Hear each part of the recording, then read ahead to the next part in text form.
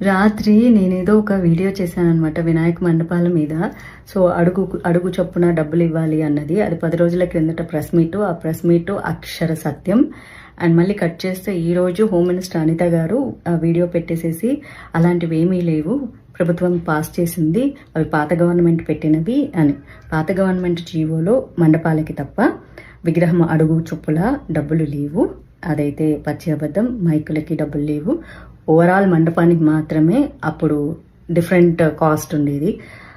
Last before year ఆంధ్రాలో మా వాళ్ళు కూడా విగ్రహాలు పెట్టారు, మండపాలు పెట్టారు. వాళ్ళు కూడా ఫీజులు పే చేశారు. ఇలా అడుగు చొప్పున ఎక్కువ గణేష్ ఒక్కొక్క రేటు, ఎక్కువ కాని గణేష్ ఒక్కొక్క రేటు, ఇవి లేవు. ఇవి కొత్త రూల్సే. మేబీ చంద్రబాబు నాయుడు గారు మార్చి ఉంటారు.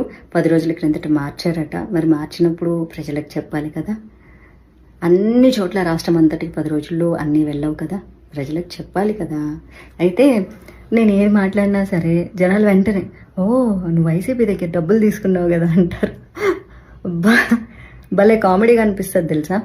సరే వైసీపీ వాళ్ళు నాకు డబ్బులు ఇచ్చారే అనుకుందాం, యా నుంచి తీసుకొస్తారు? మా టీటీడీ హుండీలోంచే కదా తీసుకొచ్చేస్తారు. టీటీడీ సొమ్ము తింటే సంకనాకి సర్వనాశనం అయిపోతారు. నేను పోవడానికి రెడీ లేను, పోయేటోళ్ళు తీసుకుంటారు. నాకు భలే కామెడీగా అనిపించేది ఏంటంటే వైసీపీ దగ్గర డబ్బులు తీసుకున్నావు, కాంగ్రెస్ దగ్గర డబ్బులు తీసుకున్నావు. ఆరెంజ్ కండువాలు మోసేటోళ్ళం అబ్బా మేము. మీ రకరకాల కండువాలు మాకు పడవు. Very unfortunate. Better luck next time. Try new comment.